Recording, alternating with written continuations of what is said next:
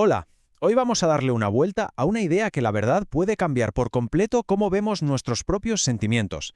Siempre pensamos en las emociones como algo caótico, ¿no? Como una fuerza que hay que tener a raya. Pero, ¿y si en realidad son el sistema que organiza toda nuestra experiencia? Vamos a ver qué hay de cierto en esto. Esta es la pregunta del millón, ¿a que sí? ¿De dónde sale esa punzada de tristeza? ¿O esa ola de alegría? ¿O ese nudo de ansiedad que a veces nos ahoga? Es algo que en el fondo nos hemos preguntado todos. Y la respuesta que vamos a explorar hoy es, bueno, digamos que es mucho más útil y reveladora de lo que podríamos imaginar. Resulta que este enfoque terapéutico nos propone algo radical.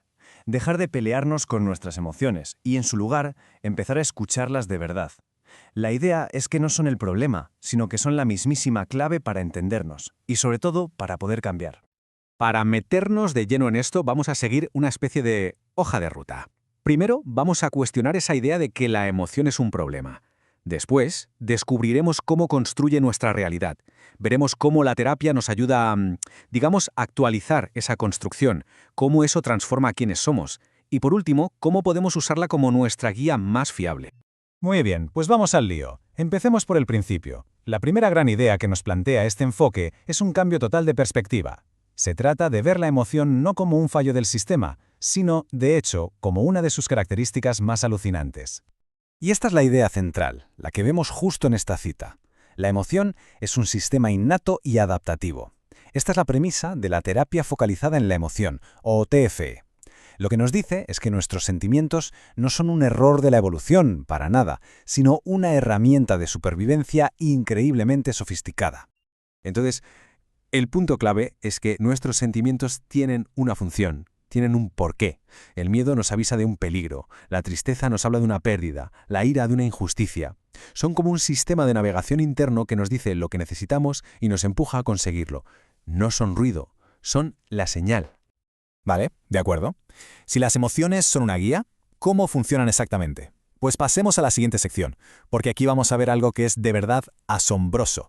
Cómo este sistema no solo nos guía, sino que literalmente construye nuestra realidad a cada instante. Y aquí llegamos al concepto clave de todo esto, los esquemas emocionales. Pensemos en ellos como el software que está corriendo todo el tiempo en segundo plano en nuestra mente. Son como unas recetas automáticas que cogen un evento, una sensación en el cuerpo, un pensamiento y ¡zas!, generan nuestra percepción completa de lo que está pasando. Y fijaos, lo que vemos aquí es fundamental. Un esquema no es solo sentir algo, es una red entera.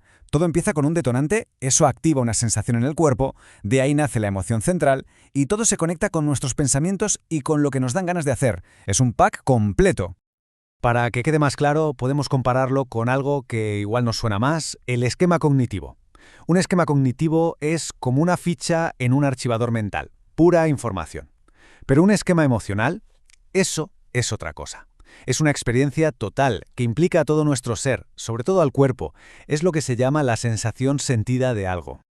Entonces, ¿dónde está el problema? El problema no está en las emociones en sí, sino en que por experiencias pasadas, por traumas, estos esquemas se nos quedan, digamos, desactualizados. Por ejemplo, una situación que ya no es peligrosa sigue activando un esquema de miedo tremendo. Es como si el software se hubiera quedado obsoleto y necesitara una actualización urgente. Y esto nos lleva de cabeza a la práctica. Si el problema son estos esquemas que hemos aprendido, ¿cómo narices podemos acceder a ellos y cambiarlos? Pues vamos a ver cómo la terapia se encarga de hacer esa actualización del sistema. El proceso es un viaje, que no un análisis frío. Como vemos en los pasos, lo primero de todo es crear un espacio seguro. A partir de ahí, la atención se pone en el cuerpo para poder tocar la emoción. Luego se explora para entenderla, para darle sentido, y al final ocurre el verdadero cambio. Esa emoción se transforma al activar otra nueva que la sana, que la completa. Y esta tabla, esto demuestra la finura del modelo. No todas las emociones se tratan igual. La terapia distingue entre las emociones primarias, que son la respuesta directa, y las secundarias, que son una reacción a lo que sentimos. El ejemplo clásico, sentir vergüenza por estar enfadado. El objetivo siempre es llegar a esa emoción raíz, a la primaria, y si vemos que ya no nos ayuda, transformarla. Claro, al transformar estas respuestas emocionales que son tan fundamentales, lo que cambia no es solo un sentimiento aislado. No. Es algo mucho más profundo. Lo que cambia es nuestro propio sentido de quiénes somos. Esta idea es potentísima. No tenemos un yo que sea fijo, y estático. Nuestra identidad, nuestro self, se va construyendo momento a momento, a partir de la síntesis de todos estos esquemas emocionales que se van activando. Somos un proceso continuo, no un objeto terminado. Y este proceso de creación es fascinante. Todo empieza con una sensación en el cuerpo. Después le ponemos palabras, la hacemos consciente. Y al final creamos una historia sobre ella que le da sentido. Me siento así porque... Y en esa narración, en esa historia que nos contamos, nos estamos creando a nosotros mismos. Y con esto llegamos al final, al punto donde todas las piezas encajan. Hemos pasado de ver la emoción como un estorbo a entenderla como la arquitecta de nuestra experiencia y de nuestro propio ser. Y esta cita de verdad lo clava. El cambio ocurre cuando la persona accede, comprende y transforma sus emociones primarias. O sea que el cambio real, el de verdad, no viene de reprimir o de ignorar, sino de conectar con nuestras emociones más auténticas y darles lo que necesitan para poder sanar. Al final, de lo que se trata no es de dejar de sentir, sino de aprender a sentir mejor.